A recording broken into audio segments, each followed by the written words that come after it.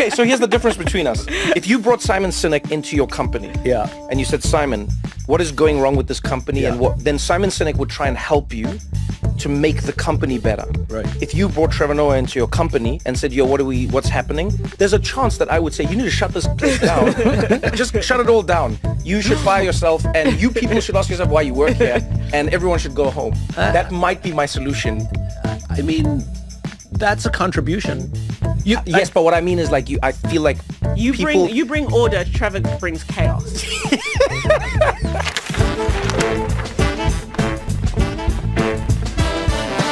This is What Now with Trevor Noah.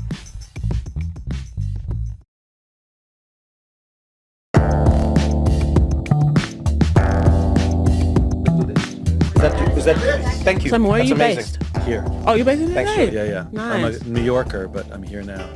What brought you here?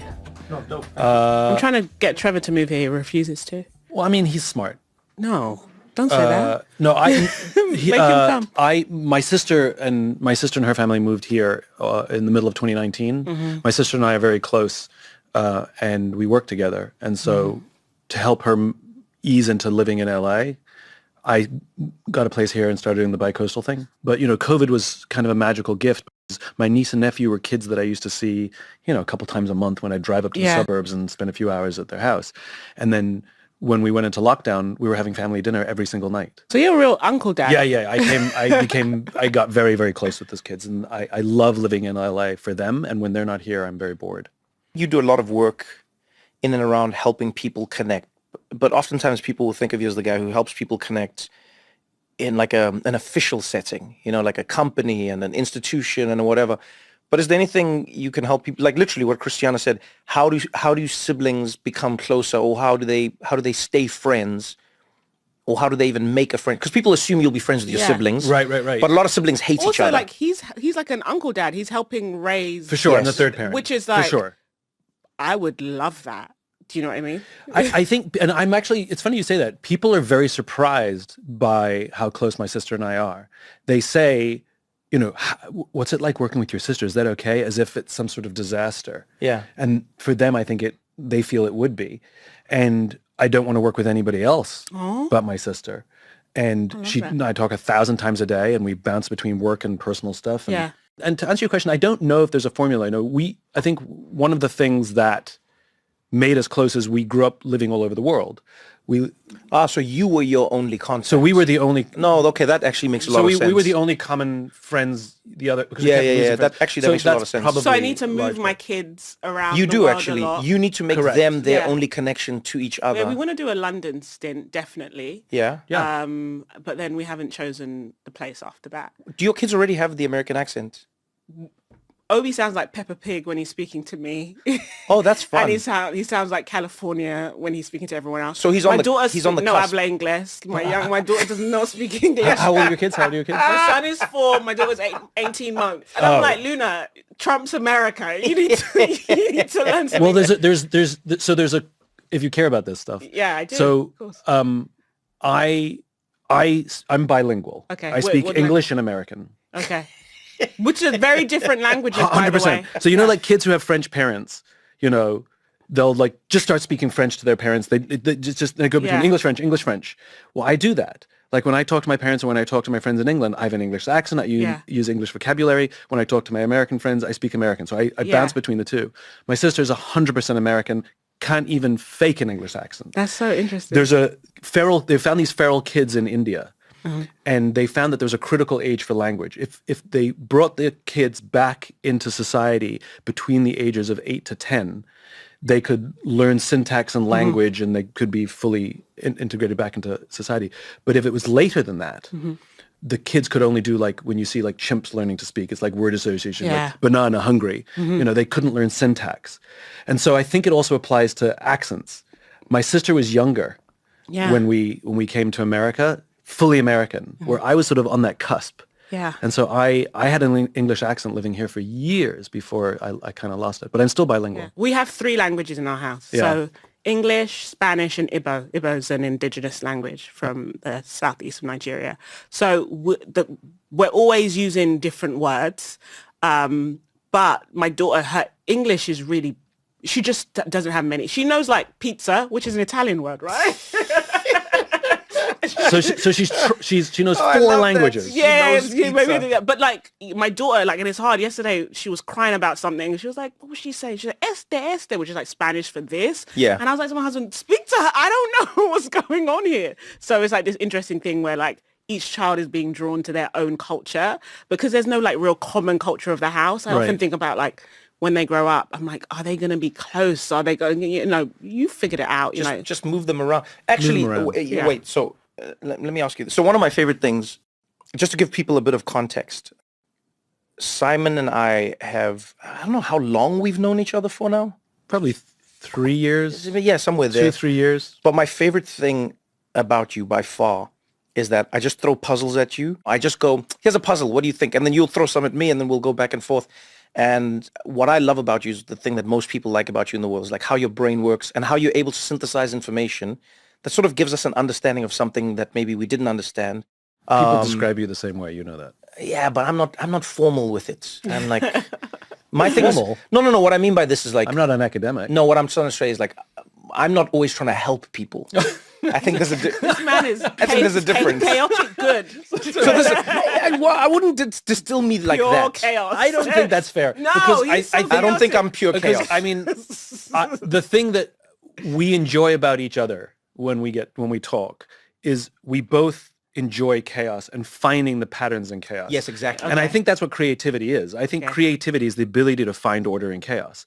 Okay. And I love chaos because chaos is where all the magic happens. Otherwise, everything's linear. But I think he creates the chaos. That's just the difference. I think he will bring it. Unbelievable. So maybe you seek it out. He's the one bringing it. Maybe he makes the chaos so that he can find the order. Perhaps it. I resent all of these comments. But either way, I'm happy to have you here. Before I get into like my stuff, I wanted to know: is there a puzzle you're trying to solve right now that we can help you with? So, I mean, the simple answer is yes. I am absolutely fascinated by the world order. This is not something we're going to solve in a podcast. No, we will. We will. We've got like 50-something odd minutes. Perfect.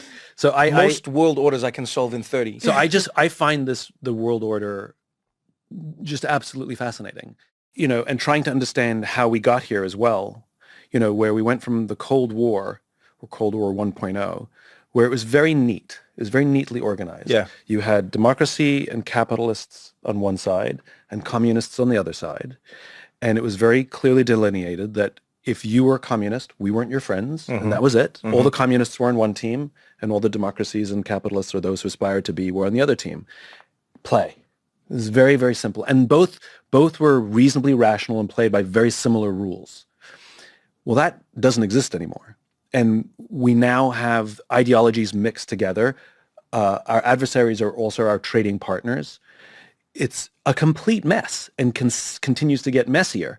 And I'm absolutely fascinated by how our leaders don't really understand the world that we're operating in and how we got here, and yet they're attempting to make decisions to manage it or lead it. So this is great because all of your listeners are tuned in for this. No, this is great. This is why people listen. Trust me. This is why people listen, because I feel like to give people a little more context, like you blew up on the scene many years ago. And I think you've had like multiple moments that have really put you into the zeitgeist. But one thing that I think has separated you from many people is that you're seen as somebody who is inspirational and thought-provoking and really a modern-day philosopher in how we see the world. But then you're also seen like that by institutions in some ways, like, so you'll get brought in to speak to like military leaders or personnel, and, you'll get brought into speaking to like parts of government or companies. They'll go like, Simon, we need you to come in. Okay, I'm going to ask you a question. You don't have to expose anybody here. And I'll tell you what I think about it, and then I'd love to know your opinion on it.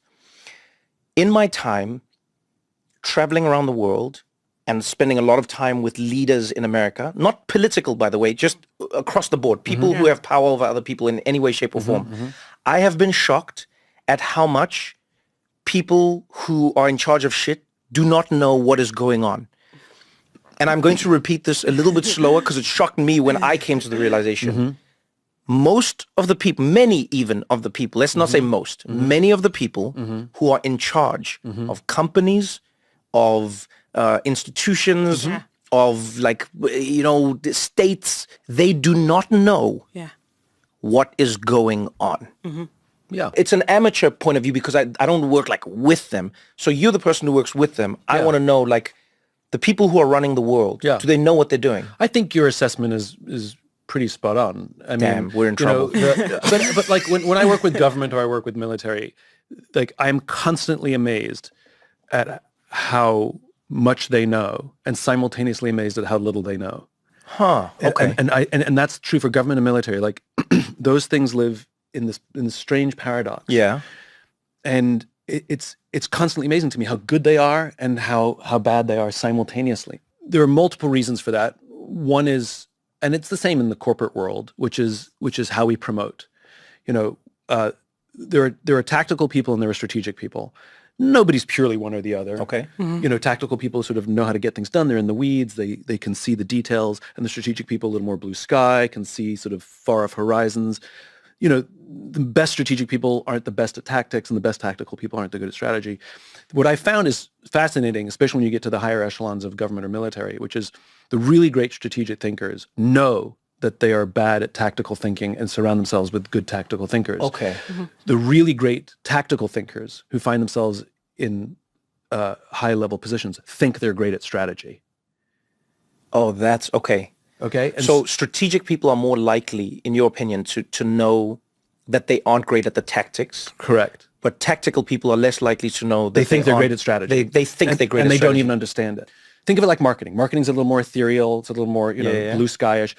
Finance, a little more detailed, a little more in the weeds, right? Marketers know that they're bad at finance. Finance people think they're good marketers. Okay.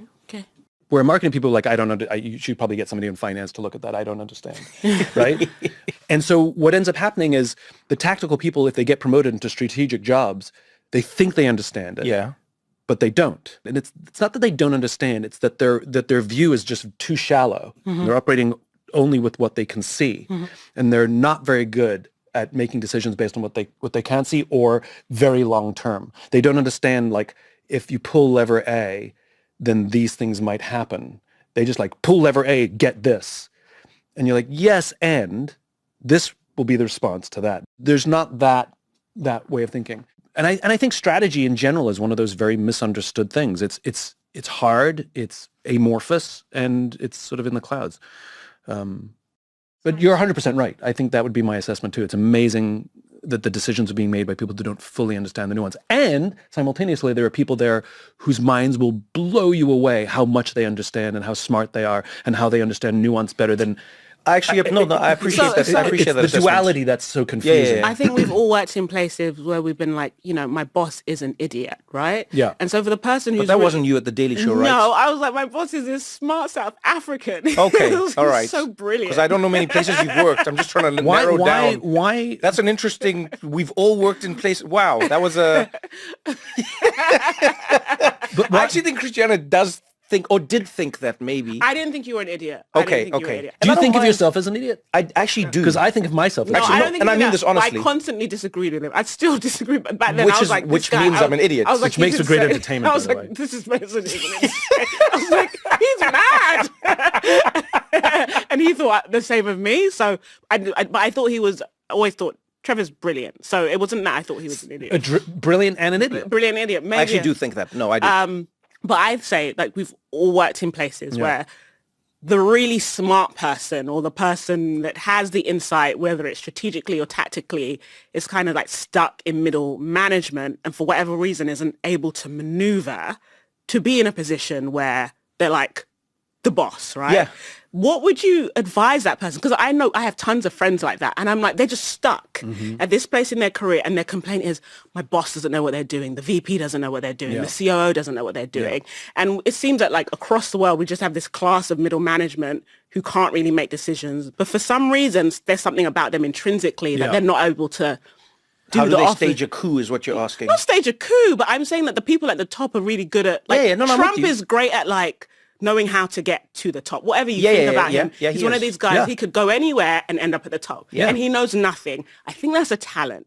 Whereas, Well, he like, knows something. He knows something, but then the people that, like, have all the acumen, as you're saying, have the expertise, have the vision, Right. seem to be stuck and they can't transform That's these such organizations. a layered question. So this is the most common question I get, by the way. I'm in middle management. And by the way, middle management is the most difficult job in the world because you have to be tactical and strategic.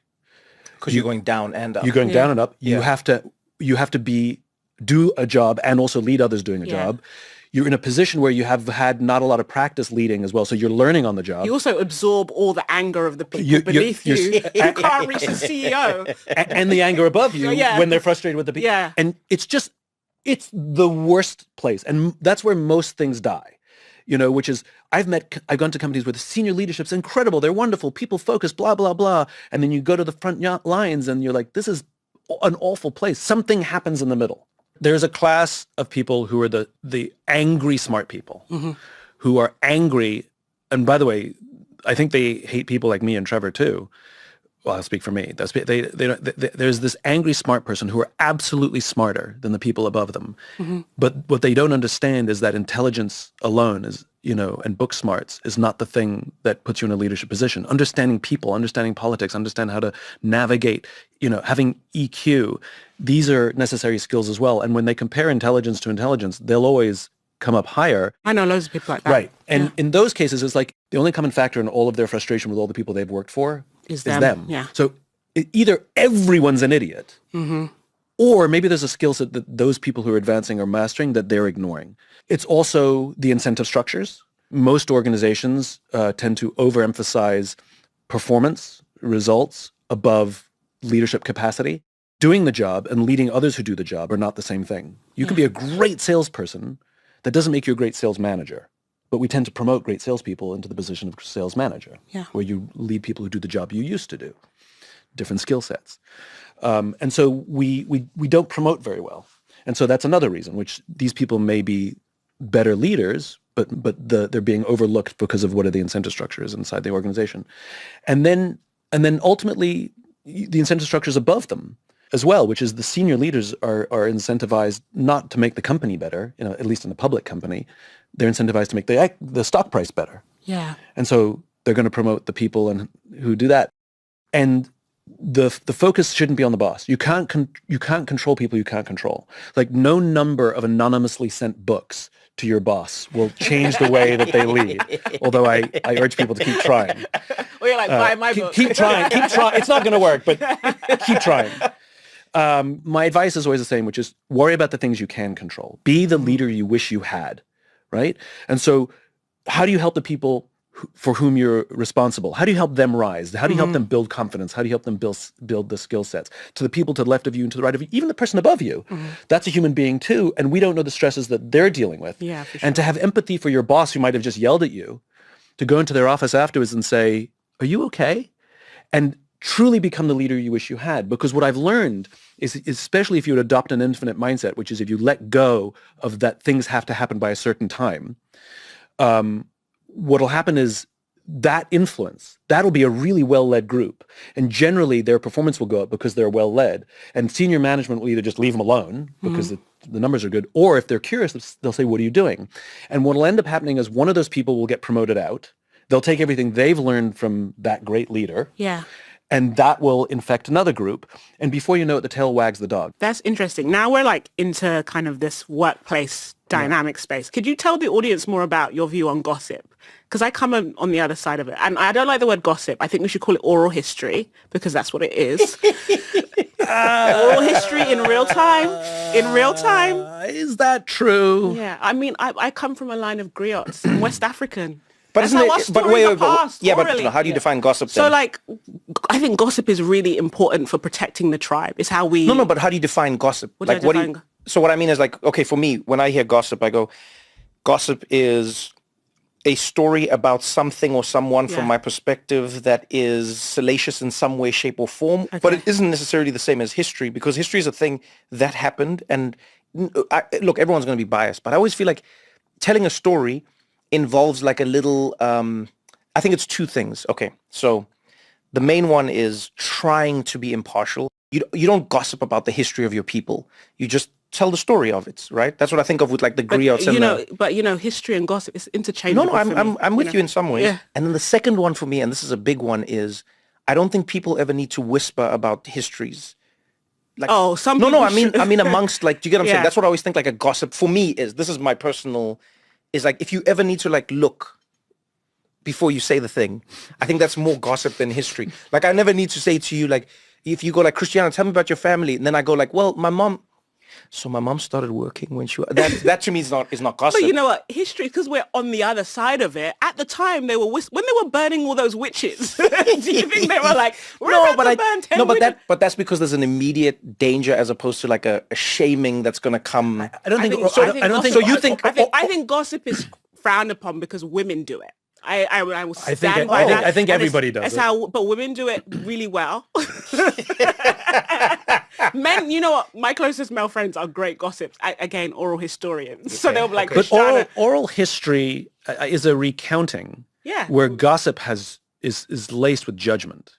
I mean, history is laced with like there is no neutral history. There's no neutral history. Let's bring it down a few thousand feet, right?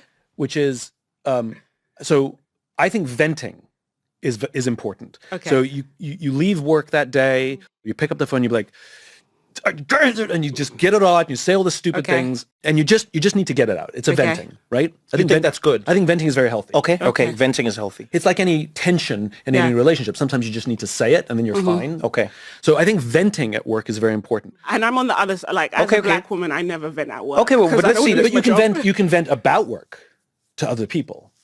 Okay, go on. I mean, or you can vent at work about your husband. I mean, like, you vent about your kids. So venting, so the most important thing for you is releasing the exhaust gases. That's essentially what you're saying. That's all it is. Doesn't matter where you're doing it. I mean, I think you have to have. So you can vent about work at home, and you can vent about home at work. And you have to have emotional professionalism. You know, you can't vent about your boss to somebody who works for you, because your voice carries influence. Okay. Right? And then you're going to start muddying the waters. But you can vent to somebody you're friends with at work, and they know you're just venting, and it doesn't affect their opinion about the person you're talking before you move on, why is venting good? Because I think it releases tension. Because I think if you keep the tension and it builds, and you start forming a narrative about a person that they're dumb, they're stupid, and you start treating them that way. Oh, okay. So gossip, I think, is perpetuating narratives that may or may not be true. Can I tell you what office gossip normally... Someone who's worked in a lot of office. It's normally done in a group chat. Yeah. And it's like, this is what office gossip is. It's, the Christmas party. So-and-so hooked up with so-and-so. Really? They did. Oh, there are no more sausage rolls because so-and-so took more sausage rolls. That's what office gossip is. It's just a litmus test of the culture and the happenings all the time. I'm telling you, from the group chat. But I think then sometimes it slides into, she did this today. Oh, that's so annoying. But the way gossip works, and there's enough factions in the office, it's really hard to completely change the perception of one person. Yeah. I have not found a situation, and if everyone hates you, there's good reason. Gossip can destroy a culture. It can, but it's also don't go into that guy's office because he's very handsy-pansy. Like gossip. I'm like, because there's been research on gossip. Wait, but is that okay? Wait, that sounds like a warning to me versus gossip. That's not really gossip. I mean, it's not journalism. No, but wait. Okay, gossip is but I think when you start spreading ideas about a person, that are unresearched, unverified, or that you wouldn't say to that person, it can be very dangerous. I know a company that gossip is a firing offense because it's so destructive. And when they think about gossip, they're talking about spreading rumors about a person, even if you think it's true. And can I tell you something I bet you about that company? Yeah. They protect a lot of men. Oh, this is an interesting idea. Because I think gossip's a crucial social language. It's a very female... if we say no gossip, I think it insulates poor leadership. I think it insulates bullies because there are always these managers who are bullies, and you can't share your experience without it being labeled gossip. So it's just like, how do I share? So this is very interesting. I think we need another word here because I think had oral history. I don't know if that's the right word. I think we need another word here because I think you and I are talking about different things. Okay. Because I agree with you, and I wouldn't classify that stuff as gossip. But some people would. Some people would say, well, that's gossip. You weren't there. You can't prove that he looked at her a certain way. You can't prove that he's a bully. But by the way, gossip spreads much quicker and easier in virtual. Like when you're in an office and you interact with people and somebody's really nice. Yeah. on a daily basis always says hi, and somebody goes, that person is like the worst person in the world to work with, and they're like, they're really nice. But when we're separated from each other, what I've found is that false narratives about somebody swirl way quicker. The difference though is like with gossip versus like, let's say an office. I love how we're all having a conversation about the office, like from our corporate jobs. But we've all been in offices. I've worked a ton of different jobs. I want to know the jobs you had in an office. Unsuccessfully, I worked. I worked as like a, what do you call them? Clerks sometimes, where the person's job is just to like get the papers and mailroom type. Yeah, like that. I've done that. I worked in an office because I was a meter reader. You know, like reading electricity and water meters. Then you'd be in the office with the people. Can I read your meter, please? That was you? That type of thing. That's working in an office. That's going to an office and then leaving. Well, what is the difference between? And then the Daily Show was an office for how many years? So you're saying it's funny we talk about offices. I think most people, if I was to bet, most people listening to this podcast work in an office. Yeah. Most people in the developed world work in an office. Yeah. It's like the thing. I understand the idea behind like, let's eliminate gossip. That's not going to eliminate like the nastiness of office politics and how human beings behave. Actually, and I think do you have gossip can be a great pressure release. We did this in our company because I was very public about it with the whole team, which is I said, from now on, when somebody says something about someone's intentions or labels their character, it is everyone's responsibility in that meeting to interrupt that train of thought and raise the question. So, for example, that guy's so lazy, right? Oh my God, he's so lazy. All is needed is for anybody in the room to say, could be lazy, or could be stressed, or has some stuff going on at home, or we've put them in a job they don't know how to do it, and so they're freaking out. Like, to just add to a list of other possibilities that it could be that's getting the results that we're getting. Lazy's absolutely on the list. And it's just giving people grace that we're not judging why they're performing the way they are or why they are the way they are, you know? So like, I'll give you another example. I went for a walk with a friend of mine. She wanted some advice. And the conversation started like this. My boss is a horrible person. And I immediately interrupted and said, oh my God, does she kick her dog and abuse her children? She said, no. I said, okay, so we don't know that she's a horrible person. We know that she's a horrible boss. Those are two very, very different things. And I think that's the problem. When we label someone's behavior or skill set versus labeling their character, and when we label their character, it's insidious and dangerous, and that's when it gets toxic. We're going to continue this conversation right after this short break.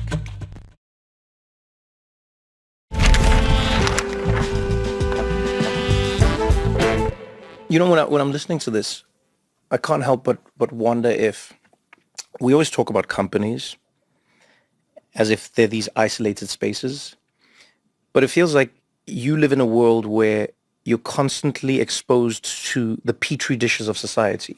Because what is a company if not a manufactured community? It's a collection of people. Right? It's a collection of people. The modern tribe. There you go. That's all it is. And so these are the people you, because of, let's say, your job, maybe you chose, but you sort of didn't choose them because you weren't the person hiring all of them and you weren't the person. So in many ways, it is like a tribe. It is like a community.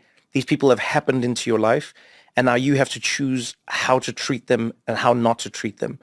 So the thing that pops into my mind as I'm thinking about this is it harder for us to be better or to treat people or to give them the benefit of the doubt in a corporate setting? Or is this just a magnifying glass that's put on us and our ability outside of the corporate setting? Like where have you found it easier to apply these principles? Because everything you're saying to me sounds like things we should be doing in real life, right? Yeah. So we should go, I don't like that person's music. I don't like how they looked in some pictures. I don't like the way they speak.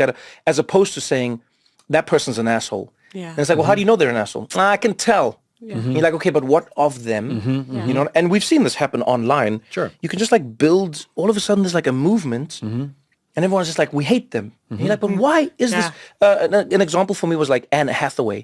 Do you remember there was a time when Anne Hathaway was just hated? Yeah. Yeah, for sure. Yeah. And she'd done nothing. That's in my hindsight. thing. I'm not like chronically online, so I pop in and I'll miss things and I'm like, what did she do? And then I'll go down a rabbit hole. I'm like, I can't find it. I can't. And then she like danced at a film festival or something or an after party, and then people are like, she's amazing.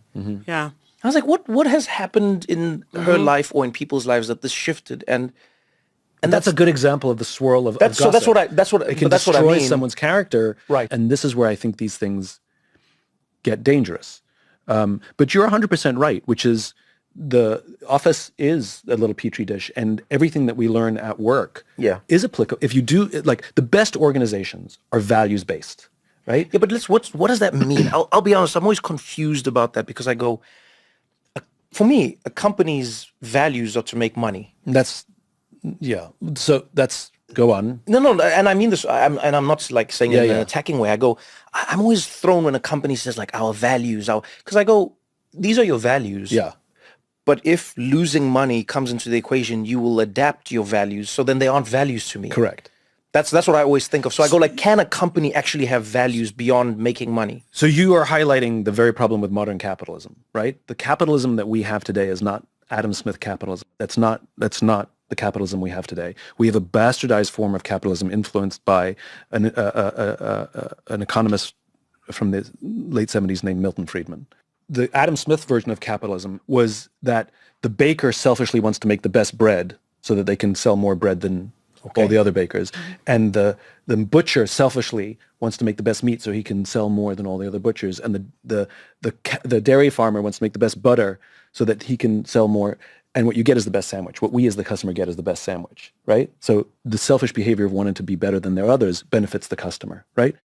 And in the late 1970s, Milton Friedman wrote an op-ed in the New York Times where he basically proposed a new definition of business. He actually called it the responsibility of business. The responsibility of business was to maximize profit within the bounds of the rules. Forget about ethics. Maximize profits within the bounds of the rules. Right? Okay. Ethics are a higher standard than the rules. And you see it all the time. You know, companies did some horrifically unethical things. You know, patent to an essential drug, and they raised the price 1,500%. Right, it's within the rules. And they all say the same thing. We broke no laws. Yeah. Which is true, right? Horrible, but not illegal, right? And so in the late 70s and early 80s, a lot of the ruling classes, the CEO classes, heard this definition and went, yeah, baby, right? And they embraced Friedman's definition of capitalism, or business, the responsibility of business, and they sort of doubled down on it. And it gave rise to some entirely new behaviors and entirely new CEOs. This is just from this op-ed? Yeah. I mean, like, it became a popular thing. Wow, Milton, that's a Milton high Friedman. hit rate. Well done, Milton. I don't like Milton Friedman, right? Is Milton Friedman still alive? No. Oh, okay. That's why you can say it like that. Otherwise, that would be like a crazy move if you were just like, I hate you, Milton Friedman. And Milton Friedman's like, I hate Simon Sinek. Okay, you hate his... Oh, there we go. Okay. Can't speak about his character. Okay. But I don't like the work he put out there. And so you started to see these new behaviors arise. So, for example, the use of mass layoffs to balance the books on an annualized basis, right? Yeah. Did not exist in the United States prior to the 1980s. It didn't exist. Mass layoffs were used for existential reasons, like, oh my God, the company's going bankrupt. We have to cut 10% of our workforce. Yes. Now it's like, we're profitable. We're just not as profitable as we promised. You lose your job, right? That started in the early 1980s, and it started to gain popularity. And then it gave rise to an entirely new type of CEO like Jack Welch, who was the CEO of GE. And he was like the poster child of Miltonian economics, where you started to see the shareholder being prioritized over the customer and the employee. You started to see shorter term time horizons. You started to see an emphasis on price of stock versus is this good for the company's long-term value. You started to see long-term greed being replaced by short-term greed. I don't have an issue with long-term greed, but short-term greed is a problem. And the use of human beings' livelihoods to maximize shareholder value. And this was all because of this Miltonian-influenced Jack Welch poster child that is the standard of how businesses are led today. There's nothing wrong with capitalism. There's a huge problem with this version of capitalism. And you can see what's happening. There's a rise of populist movements across the West and in capitalist societies. I don't care if you're on the left and right, Bernie or Trump, it doesn't matter. And they're complaining about the same thing, which is the very small percentage of the elite are getting richer and everybody else is being left behind. And when you have a huge delta between those who have and those who don't, what you get is revolution. The middle class is drying up and people are not investing in the stock market anymore. The whole stock market exists so that the average working American can share in the wealth of a nation. That's why we have a stock market. That's what Alexander Hamilton imagined, right? But that's not what we have anymore. It's become a game for a few so they can command more wealth. And just to put a one final sort of cap on it, if you go back to the anthropology of leadership, like if we go back, 50,000 years, whatever you want to do, where we lived in tribes that were never bigger than about 150, 200 people, human beings evolved into naturally hierarchical animals. We're constantly assessing and judging who's alpha, depending on whatever the standards are for that group, who's alpha. And we treat our alphas differently, right? You know this. As soon as you started getting some fame, you're better looking and all your jokes are funnier, right? If you leave your jacket in another room, somebody goes and gets your jacket for you. If you're junior and you leave a jacket in the other room, you get your own jacket, right? That's just how it works. And so what we did was we assessed our alphas and we stepped back and we allowed our alphas to get first choice of meat and first choice of mate. Except the group is not stupid. We don't give first choice of meat and first choice of mate to our alphas for nothing. There's a deep-seated social contract that when danger threatens the tribe, we expect the person who's actually stronger, actually smarter, actually better fed to confront the danger to protect the tribe. That's why we give you all the perks. You don't get the perks for free. They come at a cost. And so that's the deep-seated social contract. We have no problem with CEOs making more money than us. Where it broke the contract and why you get the anger is not the disparity. It's when we started to see the people who are in alpha positions, when danger threatened the tribe, the economy took a little shake, whatever it is, that they would sooner sacrifice the people to protect their own interests rather than sacrifice their interests for the short term to protect the people. And that's why we're getting the populist reaction. That's what it is. It's the people saying you have violated your right. So we're coming for you with pitchforks. I mean, it's no different in many ways to what we see in countries, right? 100%. So people will say we want democracy. Like the idea of democracy is very popular because it's been attached to things like fairness and equality, etc. But I would argue most people would be fine living in a dictatorship or under a monarchy if their lives were good. Benevolent dictatorship is the best form of government. Yeah, like people don't actually care really. The problem is succession. Yeah, that's actually the thing, you know? Yeah. And so what you're saying now is, I think of how many people, let's say in America, we start with the US. One of the more interesting things I saw was on AOC, AOC's Instagram page, right? Alexandria Ocasio-Cortez. Mm-hmm. She asked people after the election, hey, I noticed that Trump won the election, but he lost on the down ballots in many places. And now a lot of people are saying this is a conspiracy. They're saying, how could Trump have won the election? But the people in these certain counties and whatever, or states, they voted Democrat, but then Trump won? What's going on here? And so she said, just for me, can you all tell me if you voted for me and Trump? I want to know if that's possible. And I don't know what the number was, but it looked like she was flooded with replies. And then she started posting them on her page. And it was amazing to see how many people said, I voted for you and Trump. Yeah. Because while you two don't see eye to eye, you are both doing the same thing. Correct. In my eyes, which is you're dismantling the system that has put me in this position. Correct. AOC is going, break it all apart. Trump is saying, break it all apart. AOC is saying, these people are screwing you over. Trump is saying, these people are screwing you over. And then you see it with leaders as well. They're killing it. They're doing well. They're having fun. And then on the ground, you're not having a good time. And then it leads us to a lot of what we have now. And so the reaction isn't throw out capitalism and democracy. The answer is throw out this form of capitalism. Go back. But how do they respond? Capitalism. Yeah, but how do they respond when because you actually hang out with CEOs. How do they respond? Well, the ones who agree with me hang out with me. The ones who don't agree with me don't call me. Have you ever changed the CEO's mind? The problem is not their mind. The problem is their incentive structure. Like I remember I was working with a CEO and gave him some counsel on sort of how to organize things better. And he was really honest. He's like, I totally agree with everything you're telling me. And your insights are spot on. And I completely agree. And I'm going to implement none of it. Because if I do it your way, I won't get my bonus. He was just very blunt with me. Damn. And but there are good leaders who are taking risks to fight the machine. There's also a younger generation of leaders that are coming up. The newer companies, the newer CEOs are raising these questions. And you start to hear things like triple bottom line, and you start to hear these things. But you're 100% right. You know, the fact that, I've forgotten all the businesses that come together at I forget what they're called, but a few years ago they put out a statement saying purpose really matters in business. Okay. But when I started, like if you talked about purpose at work, you were just a weird ass hippie. And every company has a purpose statement on their website, even if they don't follow it, But even if it's just because they have to. But that's at least progress. I think it's because like we probably fall on different parts of the capitalist debate, and we're not going to get into it because I hate capitalism.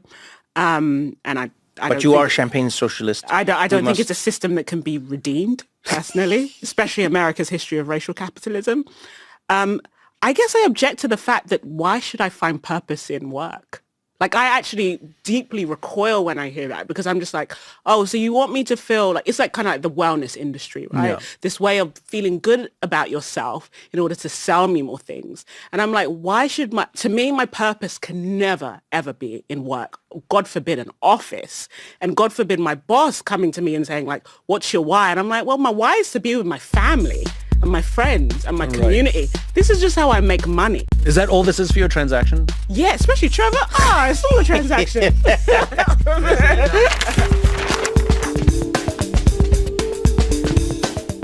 This episode, we're talking with Simon Sinek about how to find meaning and satisfaction in the work that you do.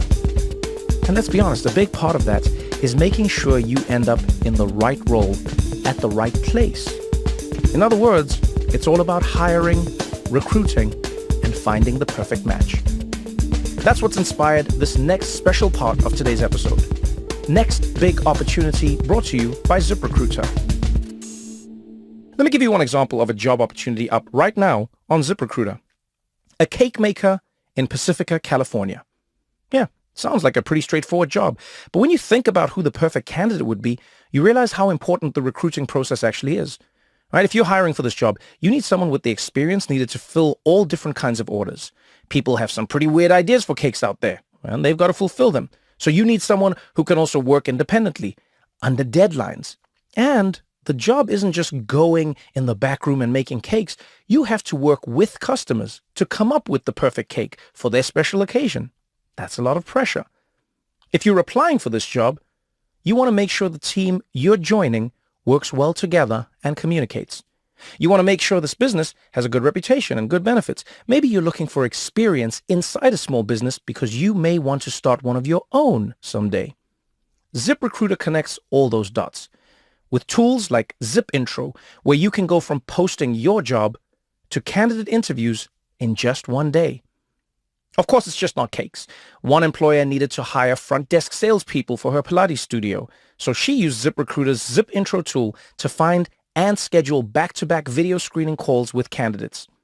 She'd only set out to hire 2 people, but she had so many great candidates that she ended up hiring 4 people in 1 week. Whatever role you're looking to fill, ZipRecruiter can help. With smart matching technology and handy tools like Zip Intro, you'll find a potential hire in no time. In fact, 4 out of 5 employers who post on ZipRecruiter get a quality candidate within the first day.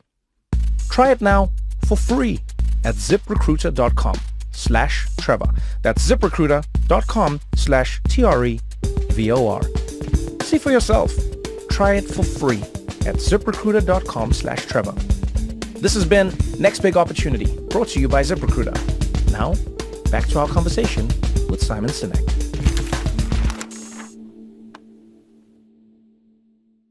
There's a really beautiful story I read. There was an explorer. I don't know. I'm very bad with years, but I remember the stories. And it was, there was an explorer in England who went and bumped into an undiscovered tribe, right? They hadn't made contact with the English.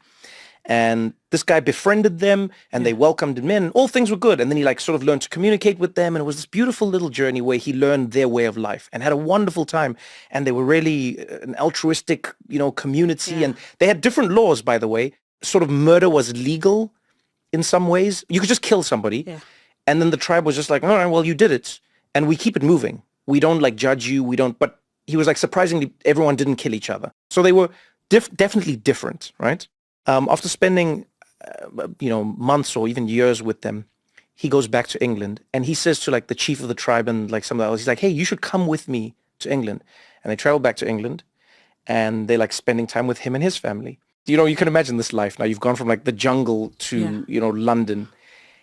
Victorian London. Yeah. And he says to them, he says, what do you think? And he says like, he thought these guys are going to be mesmerized because there's technology and like there's, carriages and there's all kinds of stuff. He's like, so what do you think? And he says they were not impressed at all. The only thing that impressed them was the butchery. They were really shocked that you could just go and get meat. They were like, what? They were literally, they were like, that's the only thing that made them happy. They're like, wow, you could just go get meat anytime you want. That's pretty cool. Everything else they didn't care about. And it culminated in a question that they asked him one day. After a week or so of staying together, he came home. And one of the tribe's people asked him, said, hey, where do you go every day? The guy said, what? And he said, every day you leave this house, you're gone. We're here with like your family. Mm-hmm. And then you come back. Where do you go every day? And he's like, oh, I go to work. And they're like, They're like, well, why don't you take your family with you? And he's like, yeah, they don't allow that at my work. That's not how we do things here. And they go, oh, okay. And they're like, well, do you like your work more than your family? And he's like, no, I love my family the most. And they said, well, then why don't you quit your work and just stay with your family? Yeah. And he said, no, I have to work for my family so that we can live. And then they said, well, this system doesn't make sense because if you're working to be with your family, but you have to leave your family to go to work, then you're doing the wrong thing in the wrong way. And then he said, well, how do you do it? I have to have the house and I have to. And they said, in our community, when somebody needs a house, we all come together, we build them a house. It takes us about a month. There's now a house, and then we go back to living our lives with our families. And if somebody needs something else, we get together, we do that for them, and then we go back. And he says it was the first time that he was ever confronted with the notion that the way we live isn't normal, like the office, the work, the family, the thing. And then they went back. By the way, he was like, do you guys want to? They're like, oh, no. We're very happy to leave. Yeah. By the way, give us some meat. That was really cool. And then they went back home and they lived their lives. I just struggle with the idea of infusing these corporations with purpose and spirituality because I and the community I belong to, we find that elsewhere. It's like your job is your job. I feel very fortunate to do a job that I enjoy, despite it being with Trevor a lot of the time. There's a whole wonderful crew. Yeah, forget them. But no, it's just like I butt up against that because in the tech world, it looks like, okay, now we're going to give you a gym in the office because that would make them feel better. And they have somewhere to sleep and like what that gets layered into is just profit. How do you define the value and the purpose? So we're conflating a bunch of things here, right? Okay. I don't think any of that's purpose either. Yeah. That stuff is superficial and it's trappings and none of that stuff makes for quote unquote culture either. Yeah. Right? So just go back a few years. So there was a time not that long ago where you're right, where you went to work simply to make the money to pay for your stuff, and you were friends with your neighbors, and you had a sense of tribe with your neighbors, and you got some sort of belonging or community or moral guidance from church, and you had bowling on Saturdays and Thursday. You had the tournaments on Thursday nights, and we had these things, Sunday dinners, and all these traditions and institutions. The bowling clubs, the bowling leagues went away. Church attendance is down. We're not really friends with our neighbors, but we still have desire for all these things. And so a lot of pressure was put on work to give me these things that I used to get outside of work. So it's not all work trying to force these things on you. Some of it was the changing world around us. And we are demanding of our offices to give it to us because we're not getting it anywhere else. Yeah, and I don't want it from my office. And that's totally fine. I have to be here more. And I want to be with my people. And that's totally fine, by the way. Yeah. And that's totally fine. But when I talk about purpose at work, right? I'm not talking about something spiritual or anything like that. When we talk about vision, whether it's vision, the best companies sound like social movements, right? Which is scary to me because I don't. It's cultish. No, I meet a lot of people that work for these type of vision-driven, purpose-driven. I'm like, you've joined a cult, and they will fire you too. And by the way, but hold on, but you're conflating there's a swirl of stuff going on here, I think right? Clarify Good. So you're right. Yeah, It is cultish. Yeah. And that's not necessarily a bad thing because it means I believe there's a shared set of values. I feel like I belong. I feel like I found my tribe, right? The company actually does obey its values and would sacrifice its short-term money to uphold its values. Those are good companies. And when you say, oh, they'll just fire you, the bad companies will.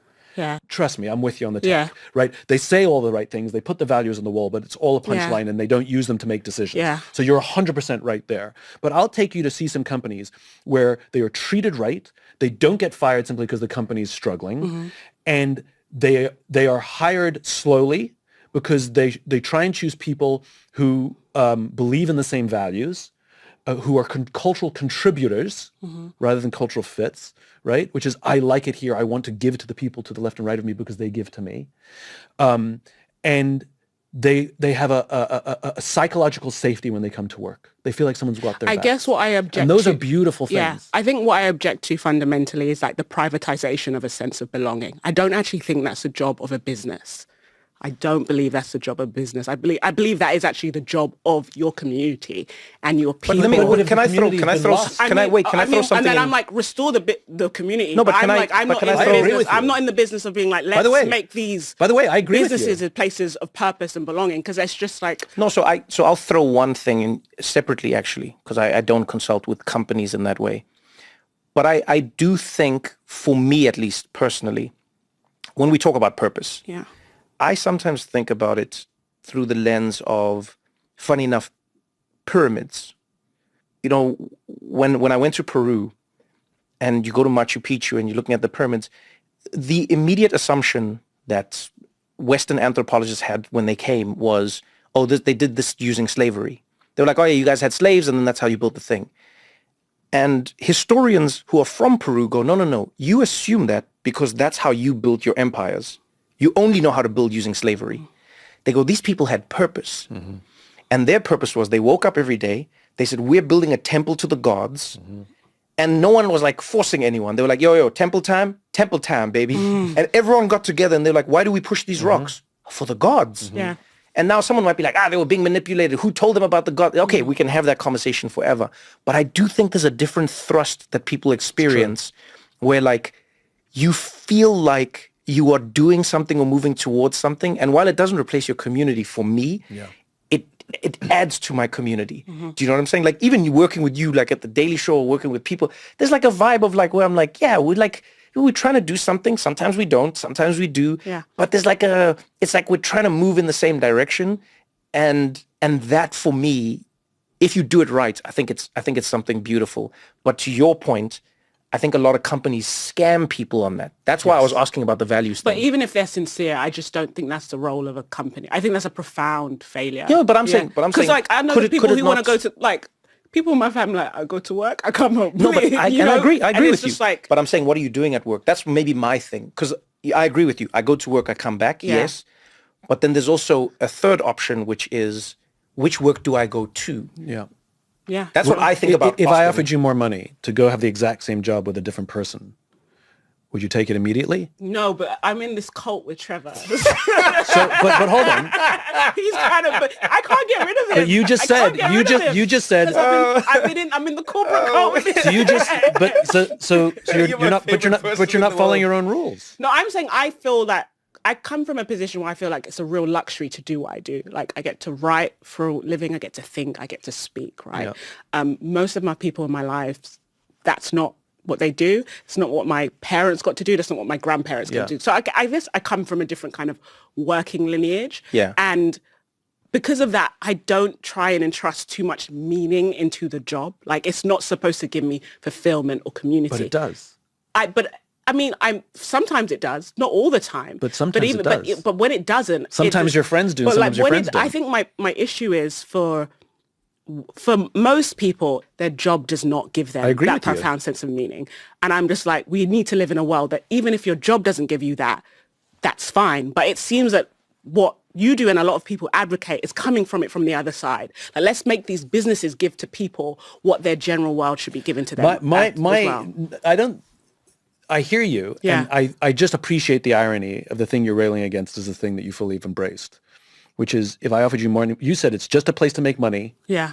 to serve my family, and I would get my community somewhere else. But if I offered you more money to work But for I'm a somebody socialist. else, That's what, champagne socialist. yeah, but if I gave you more money to go somewhere else, you wouldn't want to. You'd want to stay here because you quote unquote like it here, and and you feel on some occasions that you actually are contributing, like the messages you're spreading and especially on the Daily Show, the stuff that you're putting out there in some way, shape or form was informing people and helping people understand the world and make sense of the world. That was the thing you were contributing to, and it gave the work meaning. You didn't just come to work and be like, oh, I got to work and write again. You're like, no, I'm enjoying this because I feel like I'm advancing I will say somewhere. and maybe I come to it from a different vantage point as a mother. I have a lot of friends who have decided to spend like the very early childhood years with their children, which is a privilege. And it's because the thing that takes you out of the home has to be so fulfilling to be like, I'm not going to be with this kid when they're learning to walk and they're learning to talk, etc., etc.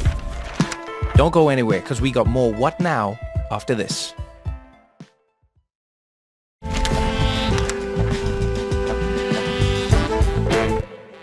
How do we better find not necessarily the purpose and not always the meaning, but sort of that why, but notice that it's always shifting. Yeah. Do you know what I mean? So I understand, like, you're talking to a company and you're saying to them, look, you are a collection of people. Yeah.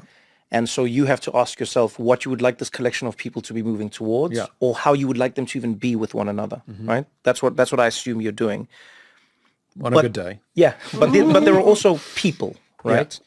And so I wonder whether, looking at your own life or looking at all of the learnings that you've come across, is there a way that we can all, doesn't matter where we are in our world, is there a way that we can always hone in on the sort of quote unquote why that shifts? Because to your point, I think it's great that a mother goes, I don't know about my job. And I think we should be living in a world where you are able to do that, because the same people who will complain about women, like, she's having kids and blah, are the same people who often complain about birth rates declining. I always find that, ironic. They'll be like, the birth rates, look at the birth rates. And I'm like, but who do you think gives birth? And why do you think that they're not having as much birth time? It's because, no, really, I do believe that. So the cost is so great. Yeah, I would love to know what you think we could do. So, by the way, I think you and I agree more than not, which is just my attitude is like, the world is the way it is. Yeah. And if we're going to go to work, then work should at least feel like I'm contributing. And I want to go home at the end of the day, like, if you work hard for something you believe in, it's passion. Yeah. If you work hard for something you don't believe in, it's stress. And I would rather people, even if they work really hard, to be like, you know what? The sacrifice was worth it because I feel like my work has some value in the world. It meant something. Sure. And when it's done right, it's gorgeous. But the problem is, and you said it, superficially people say the same words, talk about the same values. The difference is they're not actually living them or doing them. To go to your point about the why, a why is fundamentally an origin story. That's all it is. And a why does not change. You have one why your whole life, and that's it. Because you are the sum total of how you were raised. You have one why your whole life? You have one why your whole life. Whoa, Simon. Now I'm going to be fighting with you before we go. Wait, what? Yes. You are. Tell me more. Tell me now we're out of time. You have one why. You have one why your entire life, because you are the product of how you were raised. Okay. You're not going to, like, you are who you are. Okay. And there's nothing that can happen in your life that will make you not who you are. Now, you can pretend you're someone different. We would call you inauthentic. And when I uncover a why, literally all I'm doing is going backwards to discover the patterns of what made you who you are. And then I'm trying to put words on them. And it's the same for a company. Walt Disney, when it does things right, is fundamentally the origin story of Walt Disney's vision of the world, this escape from the stressful lives that we have to go into this magical place and we can leave reality for a moment. That's literally what it says in the plaque outside Disneyland, And that's all. If you look at the beginnings of things, let's have a little fun. I've been having fun, just for the record. I've only been having fun. Torturous. It's my time. Welcome to What Now with Trevor Noah. I've only been having fun. Tell me something specific that you've worked on in your entire career. It does not have to have been commercially successful. Okay. But something specific that you worked on in your career that you loved being a part of. And if every project was like this one thing, you'd be the happiest person alive. Something specific. This is my thinking music, everyone. When I think properly.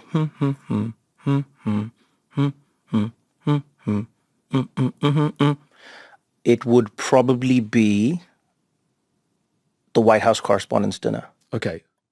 Tell me of all of the amazing things you've done in this remarkable career of yours. What was it about the White House Correspondents' Dinner that stands out that you want to bring it up now? So I've actually thought a lot about this. So I'm also cheating a little bit, everyone, because I do think about this all the time. The reason it was that for me was because, firstly, I had no boss. This is very important to me in life, right? I had no boss. Secondly, the thing had a natural conclusion, right? It does not go infinitely, right? I think everything should end. I'm a big fan of endings. It's wonderful in life. Third is I could bring on whoever I wanted. And it was a wide range of people, by the way.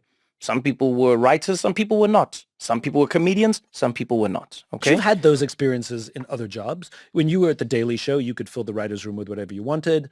I mean, you had a boss, but kind of. No. But it makes a big difference. It's because at the Daily Show, for instance, I was working for somebody. And the somebody I'm working for is the network. So you're always fighting this balance between what do you think is important to do or create and what do these people want? Because you can do what you think is important. And if the ratings are terrible, at some point they go, it's time for you to leave, right? So now and to be honest with you, I think that's one of the biggest problems with television and art right now in the world, right? If you look at the MGM logo, it's Trevor, our friend who was on one of the podcasts. He pointed this out to me even. It's like in Latin, we know when that lion roars before the movie, in Latin it says there, art for the sake of art. And I don't think we do that anymore. Yeah. I don't think people don't make movies because they think making a movie is a beautiful thing for people to experience. People don't tell stories because it's like, it just makes you feel good as a person. No. Okay, how much will it get? Will there be a sequel? Can we get more money? Is there franchising? For you, the Correspondents' Dinner was pure.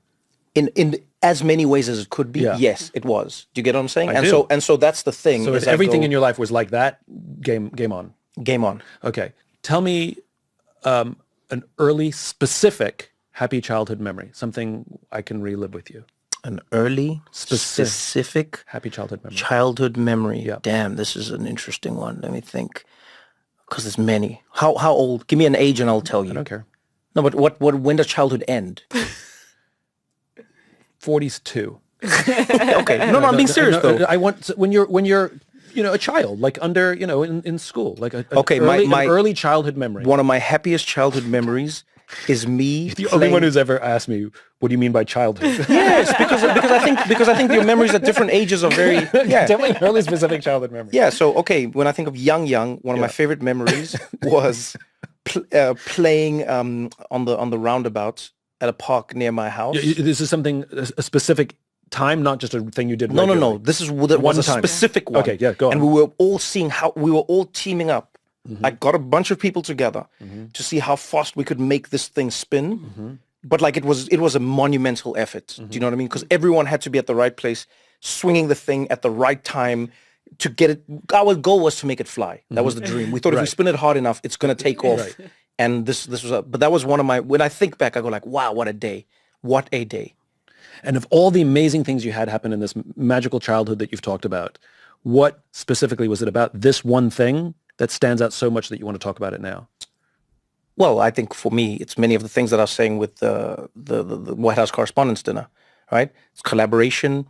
I chose the people I was doing it with. We didn't pick the random kids who we knew had no coordination because the thing's going to smack you in the hands, right? So we got the strongest, fastest, smartest, most affable. We put the people together and we were like, this works. So it wasn't like if you were the small kid, then your job might have been to be more on the inside. If you were the big kid, your job was to push.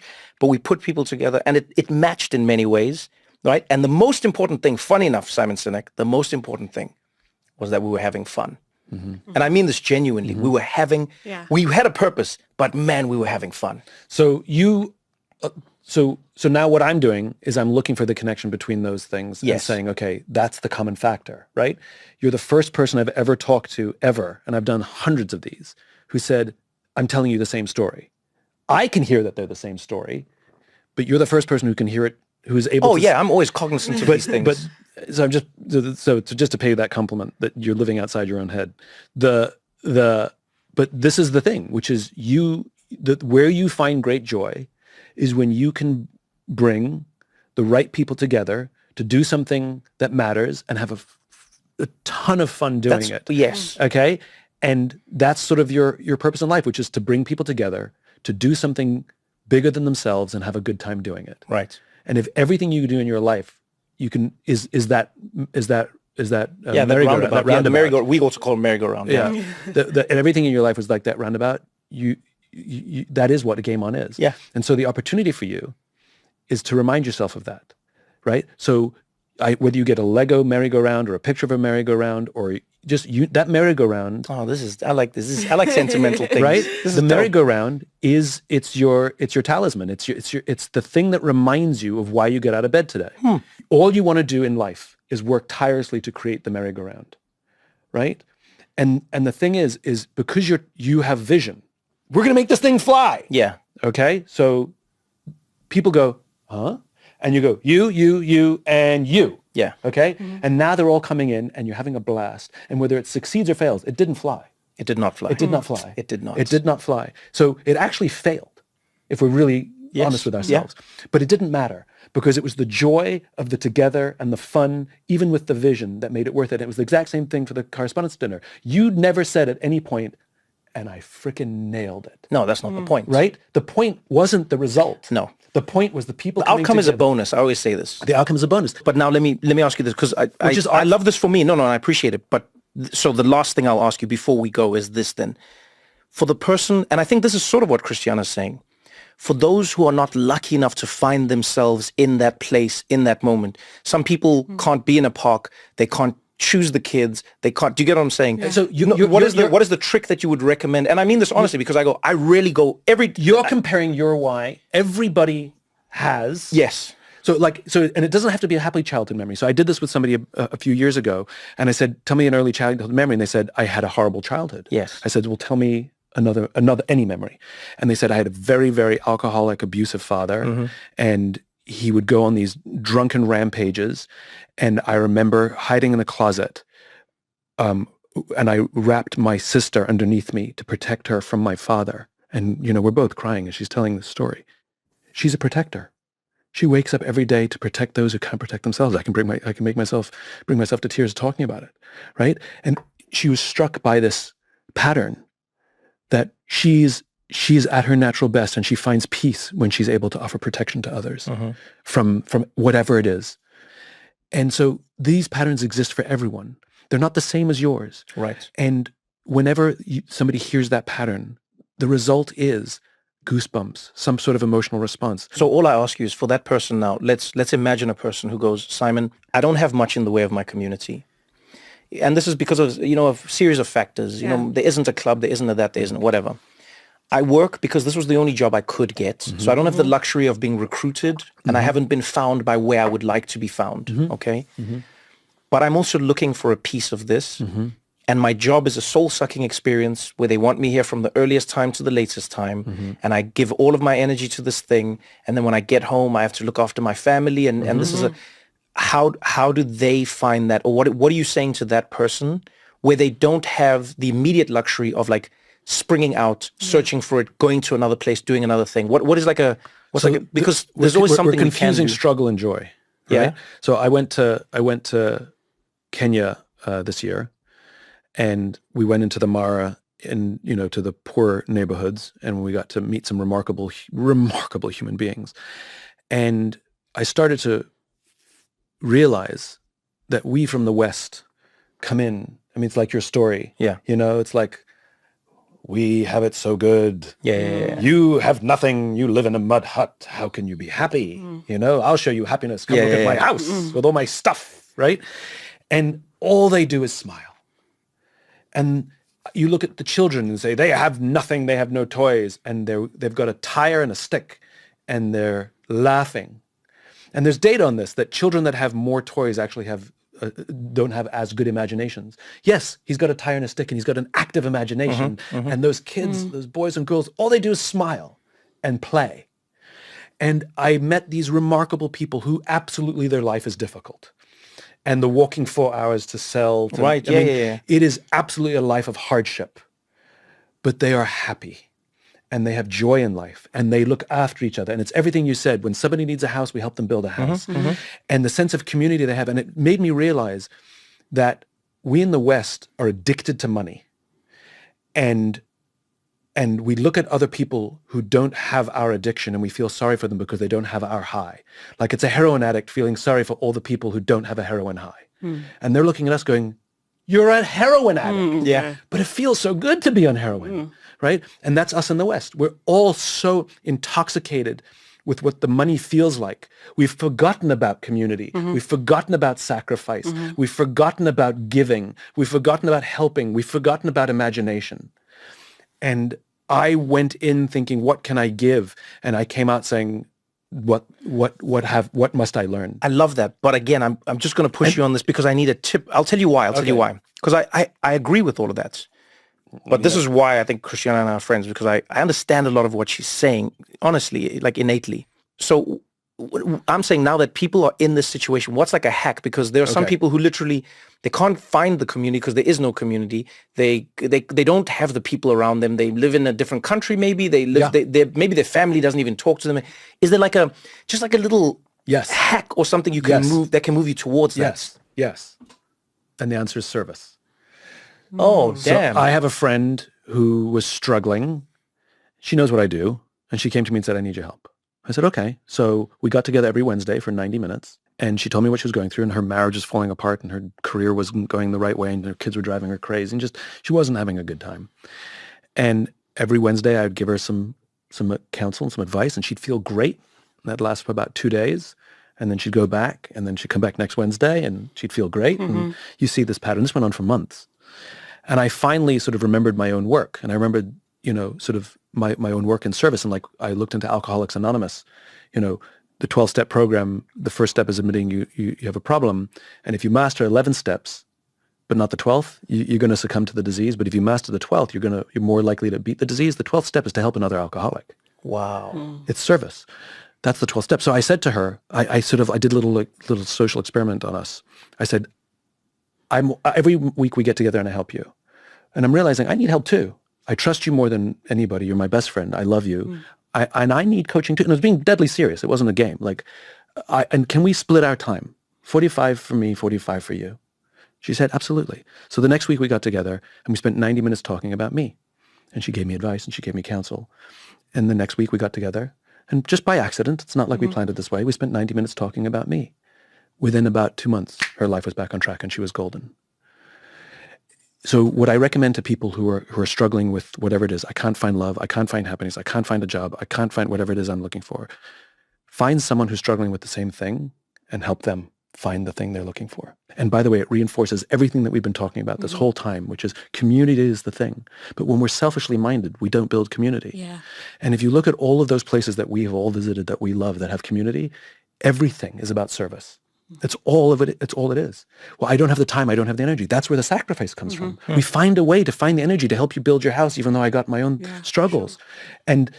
And the joy of giving time and energy, non-redeemable commodities, unlike money, you make more money, to someone to see the benefit that they derive has an impact on human beings that is hard to calculate. A fulfillment that you get that is can only be described as joy.